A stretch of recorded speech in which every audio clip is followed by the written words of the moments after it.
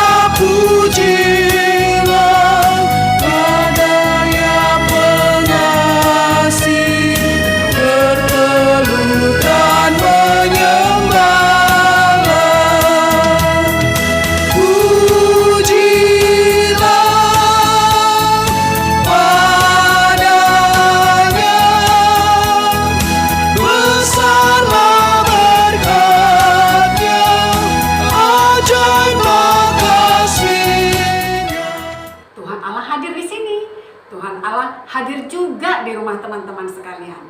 Kita lipat tangan, kita berdoa dulu. Tuhan Yesus, kami sudah berkumpul untuk datang beribadah kepada Tuhan. Engkau yang mengundang kami Tuhan untuk beribadah. Biarlah Tuhan hadir di dalam ibadah kami. Kami mau bernyanyi, kami mau mendengarkan firman Tuhan, kami memberikan persembahan. Semua rangkaian acara ini kami hanya persembahkan kepada Tuhan. Dalam nama Yesus kami berdoa. Amin. Teman-teman, lagu ini lagu gembira. Sekarang teman-teman boleh berdiri. Ya, kita boleh menaikkan pujian ini dengan gerakan yang ditampilkan lewat video yang akan diputarkan. Kita naikkan nyanyian lagu Million Reasons.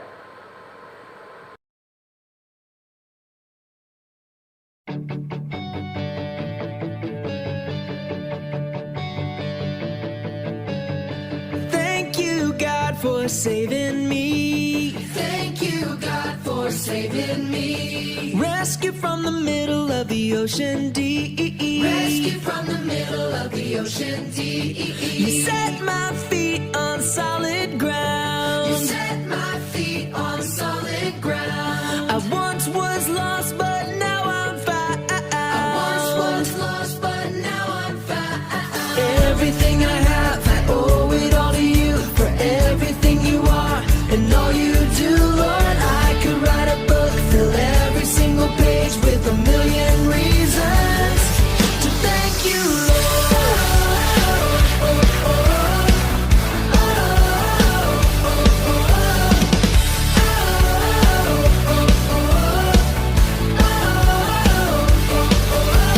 Thank you, God, for the big blue sky. Thank you, God, for the big blue sky. Birds that fly so high.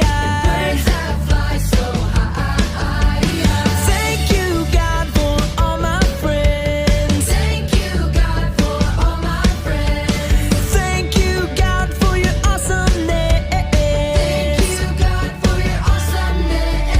Everything I have, I owe it all to you. For everything you are and all you do, Lord, I could write a book, fill every single page with a million reasons to thank you, Lord.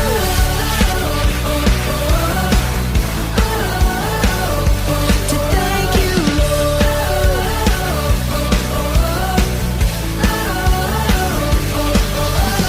Thank you, God, for all you've done. Thank you, God, for all you've done. You gave your one and only Son.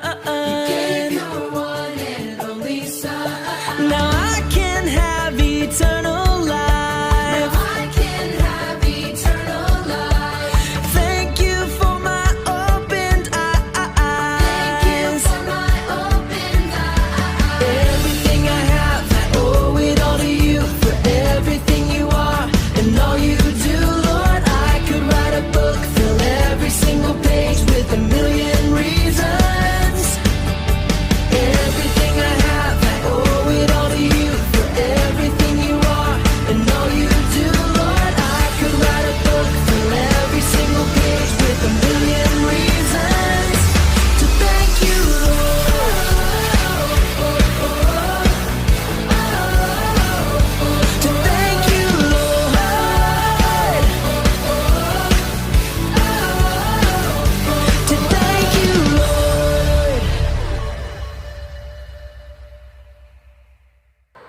Oke, sudah gerak ya badannya ya?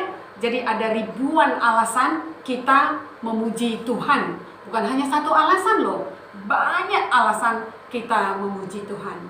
Ada satu lagu lagi. Lagu ini dikarang oleh Bapak yang akan kita pelajari pada hari ini ya. Bapak ini di samping dia hamba Tuhan, dia juga pengarang lagu. Lagu yang akan kita nyanyikan, kita dengarkan adalah Allahmu benteng yang teguh.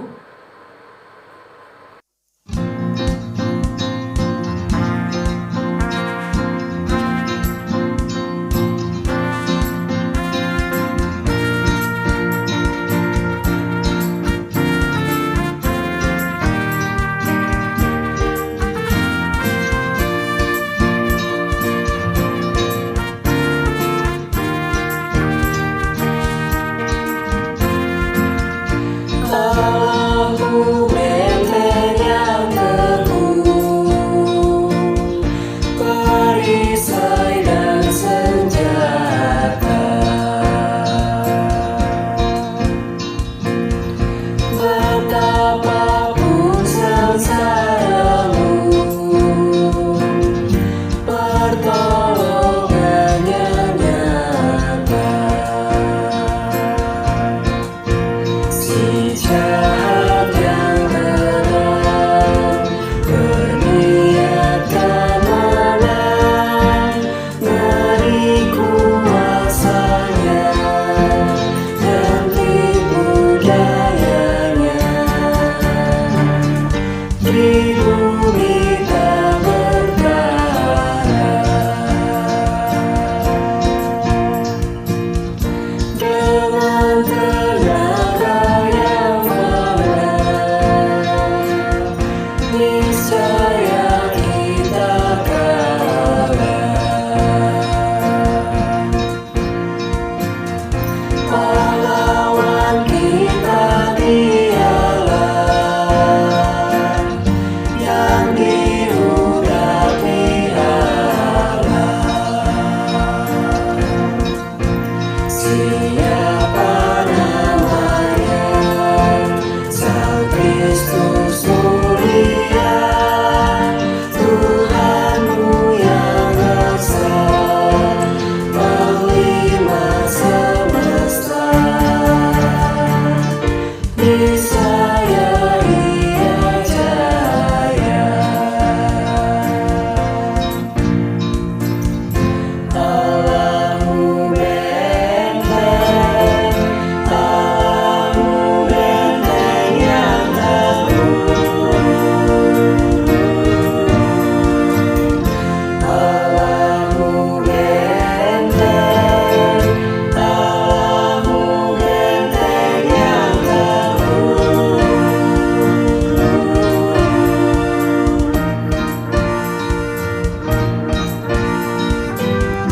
Menukun setan dunia yang mau menumpas kita, jangan gentar melihatnya,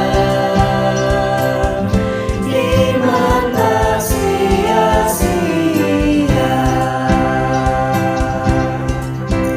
Menggulung masalah, meskipun menyerang, mustahil kan menang, rasanya ditebang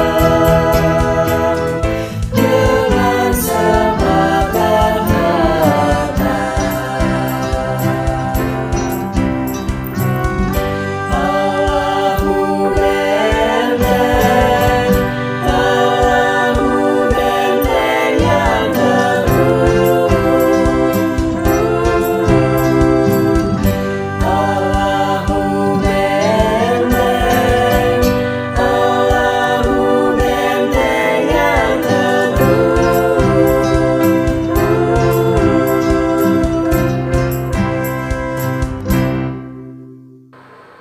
Puji Tuhan, hanya Allah kita benteng yang teguh teman-teman ya. Tidak ada yang lain, hanya Allah, hanya Tuhan Yesus, kota bentengku, hanya Tuhan Yesus, gunung batuku. Sebentar lagi kita dengar firman Tuhan. Mari kita berdoa. Tuhan Yesus, kami sudah menaikkan puji-pujian kepada Tuhan. Sekarang kami membuka hati kami untuk mendengarkan firman Tuhan. Biarlah Engkau yang menolong kami untuk mengerti akan firman Tuhan yang kami dengar dari seorang tokoh reformator. Tuhan Yesus, biarlah Tuhan ajari kami sedari kecil apa arti reformasi. Dan Engkaulah Allah yang menolong kami di dalam mendengarkan firman Tuhan ini. Di dalam nama Yesus kami berdoa. Amin. Ya, teman-teman, hari ini kita mendengarkan seorang tokoh reformator yang sangat terkenal. Seorang tokoh reformator. Banyak reformator, tetapi Bapak Martin Luther adalah tokoh yang sangat terkenal. Bapak Martin Luther ini, dia lahir pada tanggal 10 November tahun 1483 dan beliau ini meninggal pada tahun 18 Februari 1546. Jadi dia kurang lebih berumur berapa tahun itu? 63 apa 62 ya? 63 tahun ya. Bapak Martin Luther itu meninggal pada umur 63 tahun. Ini dia gambarnya ya teman-teman ya. Bapak Martin Luther. Ini dia gambarnya. Siapa dia? Ya, kita akan teliti satu-satu ya. Dia itu orang Jerman ternyata. Dia itu orang Jerman, bangsa Jerman asli. Dia adalah profesor teologi. Dia juga seorang pastor. Bahkan dia juga pengarang ataupun penulis. Dia juga pencipta lagu loh teman-teman. Lagu yang kita naikkan tadi, Allahku kota benteng yang teguh itu, Allahmu benteng yang teguh, itu karangan beliau. Karangan Bapak Martin Luther. Ya, masih ada karangan-karangan lagu yang lain, tetapi yang kita nyanyikan tadi itu adalah karangan beliau. Jadi dia adalah seorang pencipta lagu juga. Dia juga biarawan ya, dan dia adalah Protestan Reformation ya, reformator, Bapak reformator. Pada umur 13 tahun ya, dia senang sekolah, dia senang membaca ya. Dia berpikir bahwa sekolah itu penting untuk meditasi. Di samping itu, juga sekolah itu penting untuk pemulihan batin. Umur 17 tahun, Bapak Martin Luther ini masuk sekolah hukum, ya, law. Dia mau menjadi lawyer, ya. Tapi ini disuruh bapaknya suruh supaya dia masuk sekolah hukum. Umur 18 tahun, dia belajar aritmatika, dia belajar astronomi, dia belajar geometri, dia juga belajar filsafat, ya. Bapaknya ilmu-ilmu, ya, itu ilmu filsafat. Umur 22 tahun, pada bulan Juli tahun 1505, pada saat Martin Luther ini mau pulang dari sekolah, ya, di tengah jalan dia itu diterpa badai. Badainya sangat hebat sekali, sampai dia terjatuh dari kudanya. Lalu dia berdoa, ya, dia takut sekali mati pada saat dia terjebak badai tadi. Dia sangat takut mati. Kemudian dia berdoanya kepada Santa Ana, ya, salah satu orang-orang suci yang dipercayai pada agama Katolik. Dia berdoa begini, Santa Ana, kalau engkau selamatkan aku akan menjadi rahib. Aku akan masuk ke biara mempelajari firman Tuhan. Aku akan masuk ke sana. Dia berjanji berdoa seperti itu, teman-teman. Nah, teman-teman, pada zaman dulu, ya, tahun 1400-an itu dan tahun-tahun sebelumnya, di dunia ini hanya satu agama Kristen, ya. Belum ada agama-agama Kristen yang lain, ya. Kristen Katolik Kristen Katolik hanya ada satu agama, gak ada agama Kristen yang lain. Ya, jadi Bapak Martin Luther ini dia adalah seorang Katolik. Dia seorang Katolik. Iya. Kemudian suatu hari karena dia sudah berjanji setelah dia selamat dari jebakan badai itu, dia sudah berjanji bahwa dia akan masuk ke menjadi pastor, menjadi biarawan. Akhirnya dia meninggalkan sekolah hukum. Waktu dia meninggalkan sekolah hukum itu, teman-teman, papanya marah sekali kepada dia. Karena papanya dia pengen dia jadi lawyer, seorang pengacara. Ya, pengacara, ahli hukum. Itulah keinginan papanya Martin Luther. Tapi dia sudah berjanji bahwa kalau dia selamat dari jebakan badai petir yang hampir membuat dia mati, dia sudah berjanji dia akan masuk ke biara. Ya, di dalam biara dia sering sekali berdoa. Dia berdoa tiap hari. Bukan hanya berdoa, teman-teman, dia juga berpuasa. Bahkan dia merasa dia itu adalah orang yang paling banyak dosanya. Sehingga Martin Luther ini secara berkala dia mengaku dosa di hadapan Tuhan. Dia berdoa, dia berpuasa, dia mengaku dosanya secara berkala kepada Tuhan. Dia berdoa berlutut kepada Tuhan, mohon ampun atas dosa-dosanya. Itulah yang dilakukan oleh Martin Luther di biara. Kemudian dia di biara itu tentu bersekolah juga kan. Kemudian dia ditahbiskan di Katedral Erfurt. Ini masih di Jerman ya, masih di Jerman. Kemudian itu pada tahun 1507. Umur 1508 dia menjadi seorang sarjana dalam bidang studi Alkitab karena memang dia mempelajari Alkitab. Tahun 1512 ya, 1512 dia lulus menjadi doktor teologi. Dia menjadi doktor, bukan dokter ya, bukan dokter, tetapi doktor teologi. Dan dia tentu mengajar sebagai lecturer, sebagai pengajar ya, sebagai dosen di universitas di Jerman pada waktu itu. Dia itu masih seorang Katolik. Pada tahun 1516 ada seorang bapak namanya Johann Tetzel. Johann Tetzel ini adalah seorang frater ya, seorang frater. Dia itu adalah komisioner kepausan. Dia diutus oleh paus. Kalau paus kan tentu tinggalnya di Roma. Roma itu di Itali ya, di Itali. Jadi paus mengutus Johann Tetzel yang adalah seorang komisioner kepausan, diutus ke Jerman. Untuk apa? Untuk mengkhotbahkan indulgensi. Aduh, lo seuli. Apa itu indulgensi? Kalau dilihat di kamus ya, di dalam kamus itu indulgensi itu artinya kesenangan ya, senang, mau foya-foya, mau senang-senang lah begitu, bergembira, senang-senang. Itu artinya kalau dilihat di dictionary ya, di dictionary. Tetapi di sini artinya lain lagi ya. Dan waktu Martin Luther mendengar Johann Tetzel berkhotbah di gereja mengenai indulgensi ya, Bapak Martin Luther ini mempelajari apa itu indulgensi. Nah, ternyata indulgensi itu adalah penghapusan sepenuhnya hukuman sementara akibat dosa.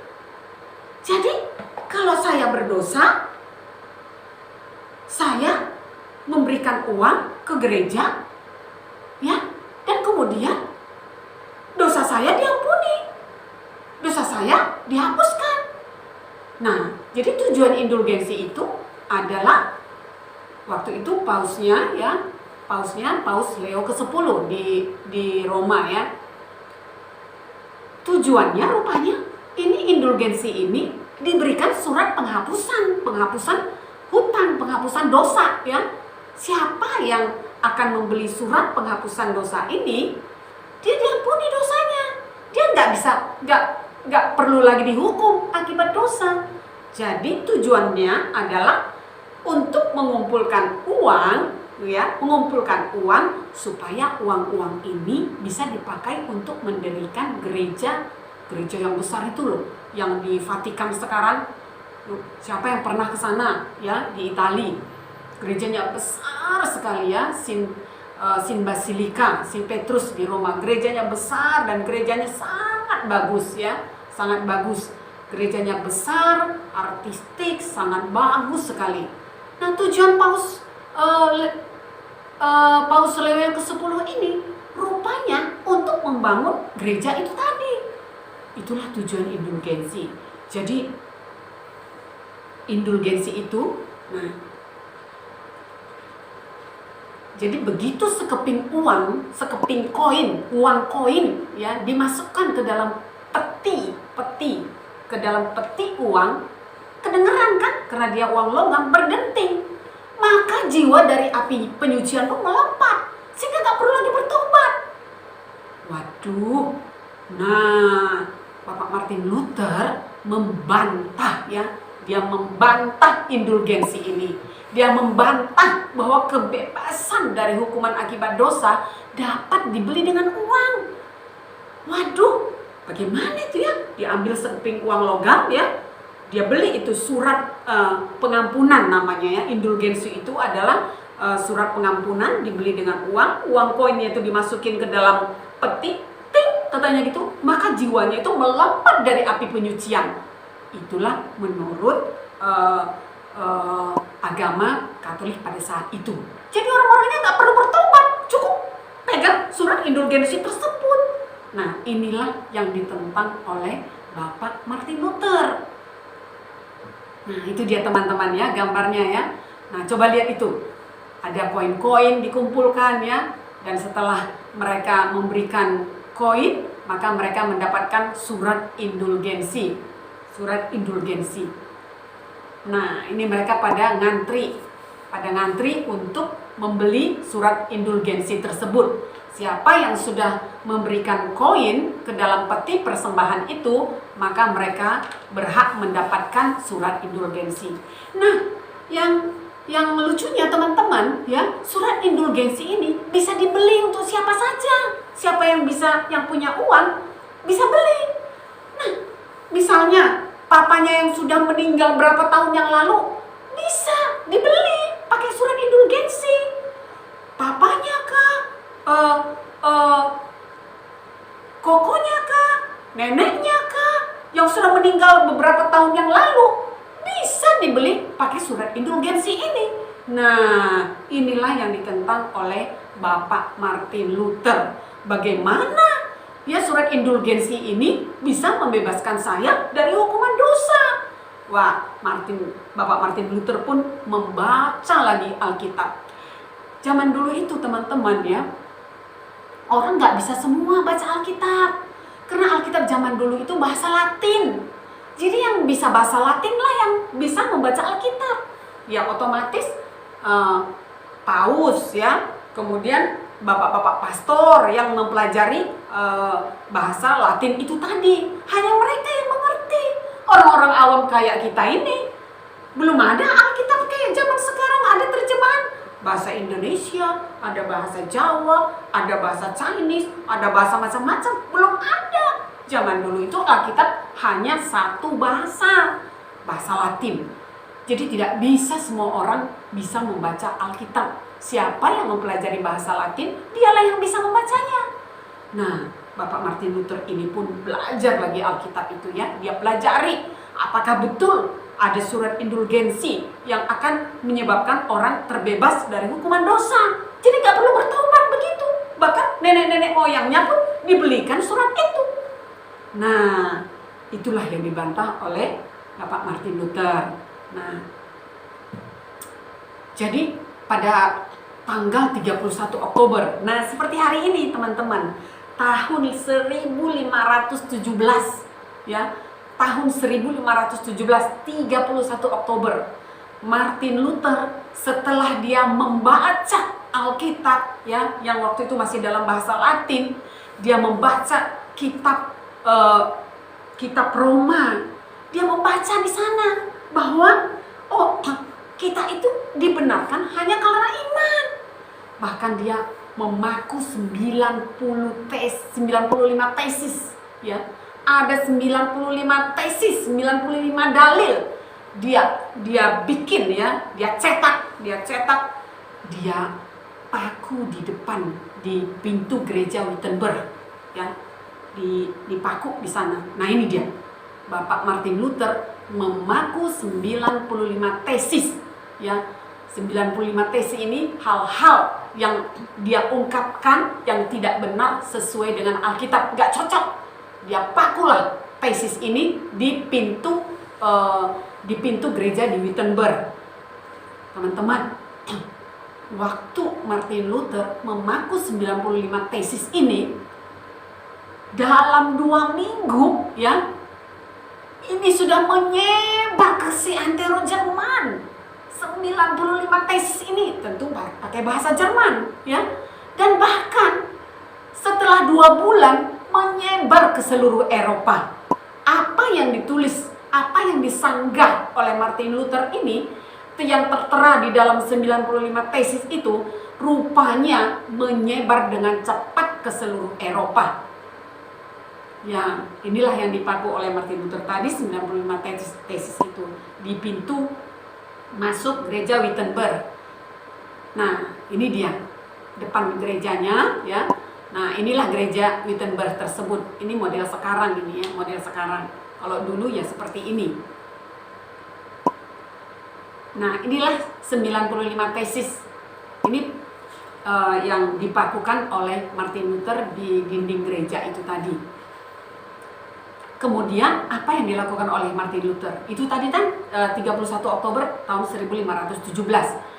Tahun 1519 Martin Luther menulis surat ke Uskup Agung. Uskup Agungnya di Roma. Pada waktu itu namanya Bapak Van Brandenburg. Dia mengatakan kepada Bapak Uskup Agung itu bahwa Alkitab tidak memberikan paus hak eksklusif untuk menginterpretasikannya. Apa artinya teman-teman? Gak ada itu. Gak hanya paus yang berhak menginterpretasikan Alkitab. Zaman dulu hanya paus yang bisa menginterpretasikan Alkitab. Apa kata Alkitab? Apa kata yang disampaikan oleh paus? Itu yang diterima jemaat. Begitu menurut paus. Tetapi Martin Luther menolak itu.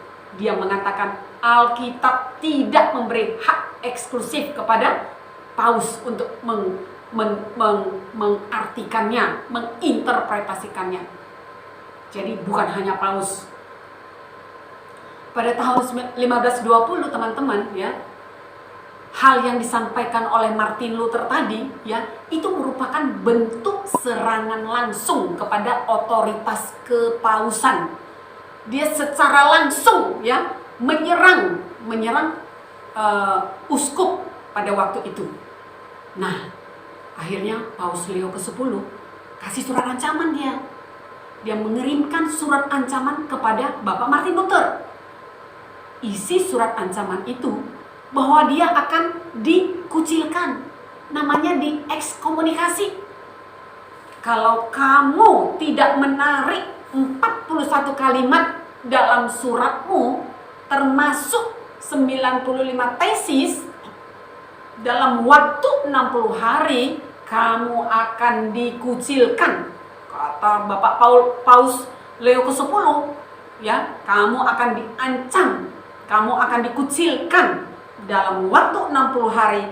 Kamu harus menarik semua tulisan-tulisanmu dan juga 95 tesis. Apa yang dikatakan oleh Bapak Martin Luther? Dia tidak mau, ya. Dia tidak mau, dia bahkan menolak menarik semua tulisan-tulisannya. Dia tidak mau. Bahkan apa yang diperbuat? Bapak Martin Luther membakar itu surat surat Bapak Paus Leo ke-10. Dia bakar, teman-teman. Surat Paus itu dibakar sama Bapak Martin Luther. Itu 10 Desember 1520. Nah, kemudian karena Bapak Martin Luther menolak ancaman, menolak Bapak Paus Leo ke-10 waktu itu. Kemudian pada tanggal 3 Januari 1521 dia pun dikucilkan, ekskomunikasi namanya ya. Dia dikucilkan, teman-teman. Dia dikucilkan. Tetapi pada tanggal 18 April 1521 mereka mengadakan pertemuan di kota Worms ya. Ada The Great Worms namanya ya. Ini adalah pertemuan antara Paus ya, orang petinggi-petinggi orang-orang Katolik Roma. Mereka mengadakan pertemuan dan juga mereka memanggil Bapak Martin Luther ini. Mereka memanggil dia.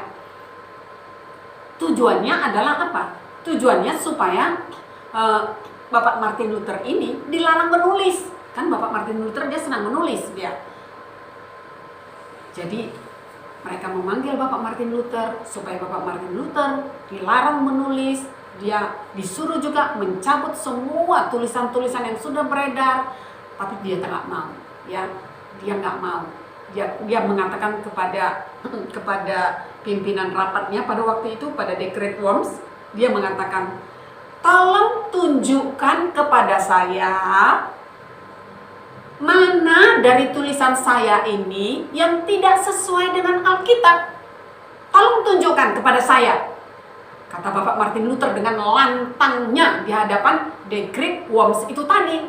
Tolong tunjukkan kepada saya mana yang tidak sesuai dengan Alkitab. Bapak-bapak kepausan pada waktu itu, ya, mana yang nggak cocok ya, mana yang nggak cocok. Kayaknya semua cocok ini. Tunjukkan kepada saya, baru saya bisa narik. Semua pada diam. Gak ada yang bisa ngomong. Karena semua tulisan Martin Luther itu betul sesuai Alkitab. Jadi gak ada yang berani ngomong lagi. Tapi akhirnya Bapak Martin Luther pun diekskomunikasi. Dia dikucilkan. Dia dianggap menjadi orang yang terpidana. Dia dikutuk bahkan. Dia jadi buronan. Akhirnya oleh teman-temannya, oleh teman-teman Bapak Martin Luther ini, dia pun disembunyikan ya. Dia disembunyikan di sebuah kastil namanya Kastil Wartburg ya. Dia disembunyikan di sana. Lama dia disembunyikan karena ini orang-orang kepausan, orang-orang Roma Katolik pada waktu itu, pemimpin-pemimpin, petinggi-petinggi pejabatnya pada marah kepada Martin Luther. Kemudian dia disembunyikan di Kastil Wartburg. Apa yang dia kerjakan di kastil tersebut? Nah, ini dia kastilnya ya, Kastil Wartburg. Nah, di salah satu kamar di kastil ini, nah disinilah dia tinggal. Di sini dia tinggal, ada kursi di sana ya, kursinya sangat sederhana, ada meja. Yang dia lakukan di sini, teman-teman ya, dia menerjemahkan Alkitab. Jadi waktu dia dikucilkan, waktu dia disembunyikan di kastil ini, dia nggak sedih-sedih, dia nggak marah-marah, dia tidak bersungut-sungut. Yang dia kerjakan adalah menerjemahkan Old Testament. Jadi menerjemahkan perjanjian baru, bukan Old ya, New Testament ya. Dia menerjemahkan perjanjian baru ya dari bahasa Latin ke bahasa Jerman. Jadi selama 11 minggu, teman-teman, cepat sekali ya. Dalam waktu 11 minggu Bapak Martin Luther ini menerjemahkan Alkitab Perjanjian Baru ke bahasa Jerman. Jadi orang-orang awam bisa membacanya, ya. Siapapun dia, karena dia bahasa Jerman, ya, dia dicetak lagi di Jerman, orang-orang semua bisa baca. Dalam waktu 11 minggu, Bapak Martin Luther menerjemahkan Perjanjian Baru ke bahasa Jerman. Nanti udah dari bahasa Jerman, bahasa-bahasa lain berkembanglah sampai sekarang ini ya, ke kita bahasa Indonesia, bahasa Chinese dan lain sebagainya. Jadi waktu Martin Luther dikucilkan dan disembunyikan ke sebuah kastil, dan di kastil itu dia menerjemahkan Perjanjian Baru dari bahasa Latin ke bahasa Jerman. Bukan itu saja teman-teman. Nah ini dia ya, Perjanjian Barunya. Bapak Martin Luther ini di samping menerjemahkan Alkitab, dia juga menulis lagu. Ah, ini lagunya. Ya, dia juga menulis lagu. Jadi sibuk dia, ya. Dia sibuk, dia tidak sedih-sedih. Dia waktu dia disembunyikan di Kastil Wartburg itu, dia tidak sedih-sedih, dia tidak bersungut-sungut. Ternyata dia produktif di sana. Dia membuat mengarang lagu, dia menerjemahkan Alkitab, ya. Hebat ya teman-teman ya, hebat. Apalagi, nah, jadi nota protesnya Bapak Martin Luther ini ya, dia menolak beberapa ajaran Roma Katolik ya, yang terutama yang tadi surat indulgensi tadi yang dibeli pakai uang koin. Dia marah sekali. Dia mengatakan keselamatan dan hidup kekal tidak didapat dari perbuatan baik, tidak bisa juga dibeli dengan uang, tetapi pemberian cuma-cuma oleh anugerah Allah. Pemberian cuma-cuma oleh anugerah Allah itu adalah keselamatan yang kita miliki. Ini adalah bentuk nota protes yang paling inti dari Bapak Martin Luther. Sehingga ya ada 5 sola yang paling terkenal dari Bapak Martin Luther. Ya, sola fide. Sola fide ini keselamatan hanya melalui iman, faith alone. Yang kedua, sola scriptura. Alkitab adalah otoritas tertinggi. Scriptura alone. Jadi bukan paus. Otoritas tertinggi itu bukan paus. Alkitablah yang menjadi otoritas tertinggi. Itu sola scriptura. Sola gratia. Hanya anugerah. Hanya oleh anugerah Tuhanlah kita diselamatkan. Bukan surat indulgensi. Grace alone. Sola Christus. Hanya Kristus. Christ alone. Kristuslah juru selamat kita. Kristuslah yang mengampuni dosa kita. Ya. Soli Deo Gloria ya. Sola Deo Gloria. Kemuliaan hanya bagi Tuhan. Ini adalah 5 sola yang menjadi simbol reformasi ya, simbol reformasi yang dikumandangkan oleh Martin Luther pada saat itu. Jadi ada 5 sola, sola gratia, sola fide, sola Christus, soli Deo Gloria, dan sola scriptura. Hafal ini teman-teman ya. Ini adalah kata-kata yang sangat terkenal, kata-kata reformator. Nah, pada tahun 2017 yang lalu, ya 2017 yang lalu, Hari Reformasi dirayakan. Berarti 500 tahun. Tadi kan 1517, ya. Tahun 1517. Tahun 2017 yang lalu dirayakan, termasuk di Jakarta ya, Bapak dari gereja Bapak Pendeta Stephen Tong ya merayakan Hari Reformasi ini dan mengundang banyak speaker-speaker dari dalam maupun dari luar negeri yang berbicara pada Hari Reformasi. Jadi tanggal 31 Oktober itu diperingati sebagai Hari Reformasi. Hari Reformasi. Jadi alasan protes ya itu sudah ada ya. Tidak ada surat pengampunan dosa itu tidak sesuai dengan Alkitab. Bahkan di zaman dulu itu rupanya di gereja itu ada korupsi juga rupanya ternyata ya. Jadi Bapak Martin Luther melakukan 95 tesis pada dinding gereja Wittenberg dan itu disebarkan ke seluruh Jerman, ke seluruh Eropa dalam waktu yang singkat, dan bentuk protesnya itulah yang dilakukan oleh Bapak Martin Luther. Nah, itulah cerita kita teman-teman. Ya, itu cerita kita mengenai reformasi. Jadi zaman dulu itu Kristen itu hanya Katolik saja. Nggak ada kayak kita ini Protestan, ada Pentakosta, ada gereja-gereja lain ya, gereja macam-macam sekarang ya.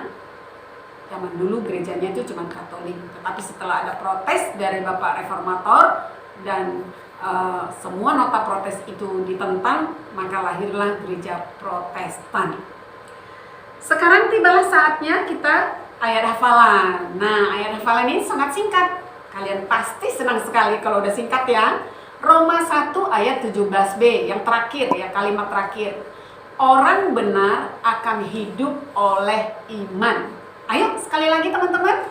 Roma 1 ayat 17b.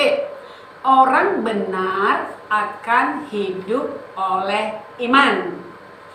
Mantap ya, mantap. Kelas batita juga pasti bisa ini. Kelas batita, kelas balita. Kalau kelas SD ya enggak keentengan ya. Keentengan, kegampangan maksudnya ya. Orang benar akan hidup oleh iman ya. Nanti dikirim, divideokan, dikirim ke lause masing-masing. Jangan lupa teman-teman, hari ini 31 Oktober, hari terakhir melakukan aktivitas. Apa itu aktivitasnya?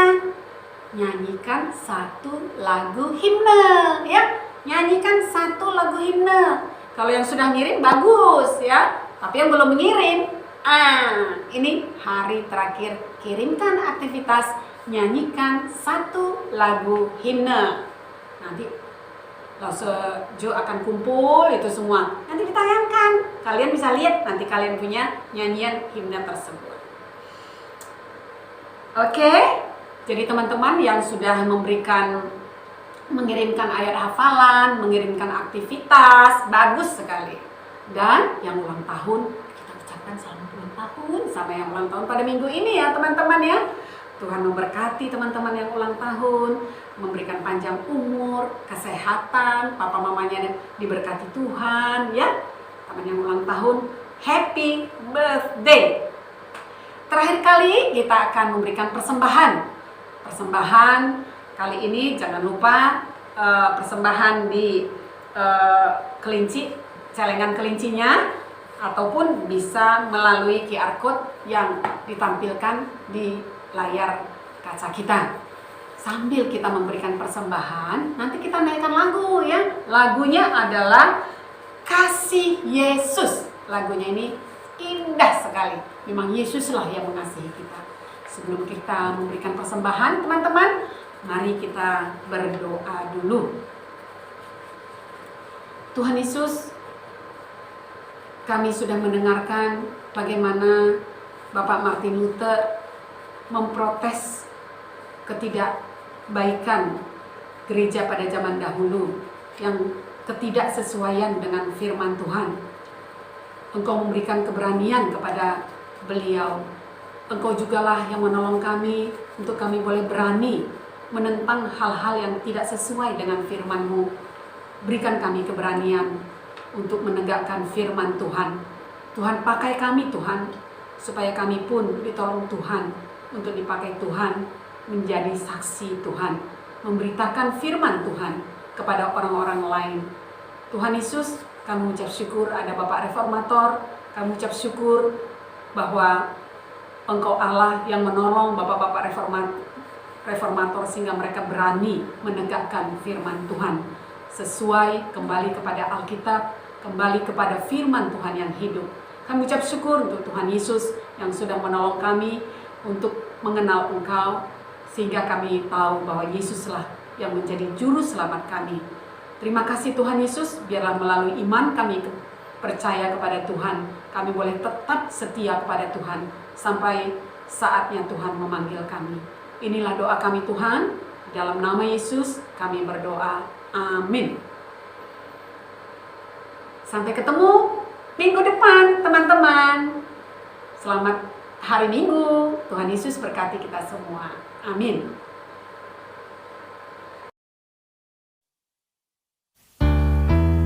Kasih Yesus sungguh manis dan indah. Kasih Yesus sungguh manis dan indah. Kasih Yesus sungguh manis dan indah. Kasih Yesus manis dan indah. Oh oh oh. Kasih Yesus manis dan indah. Kasih Yesus manis dan indah. Kasih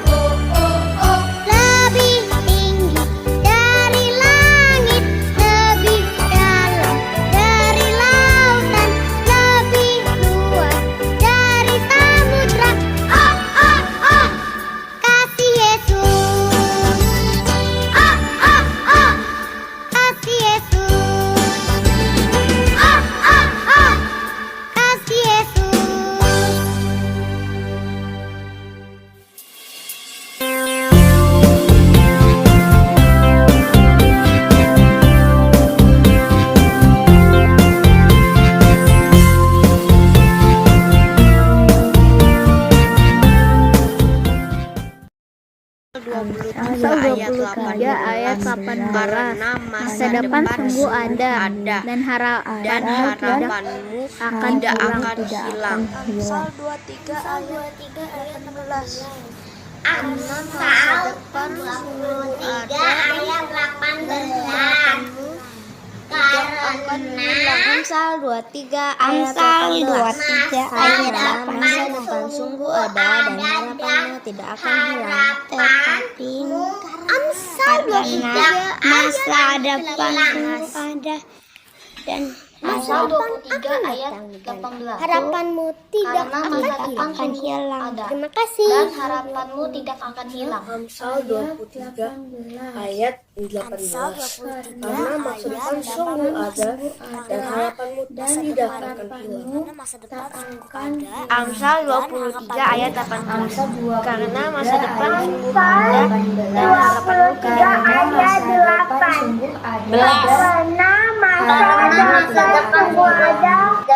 Amsal 23 ayat 18. Karena masa depan itu sungguh ada dan harapanmu tidak akan hilang. Amsal 23 ayat 18. Karena masa depan sungguh ada dan harapanmu tidak akan hilang. Masa depan sungguh ada dan harapanmu tidak akan hilang. Amsal pasal 23 ayat 18. Karena masa depan sungguh ada dan harapanmu tidak akan hilang. Amsal 23 ayat 18. Karena masa depan sungguh ada dan harapanmu Amsal 23 ayat 18. Karena masa depan sungguh ada dan harapanmu tidak akan hilang. Dan harapanmu tidak akan hilang.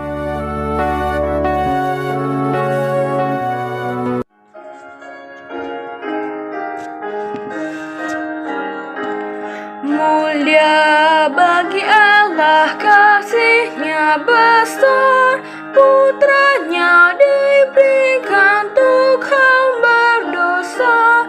Ia rela disalib bagi manusia, terbukalah pintu selamat bagiku. Pujilah, pujilah, dengarlah sabdanya. Pujilah, pujilah, umat berkiranglah menghadap Allah di antara anaknya.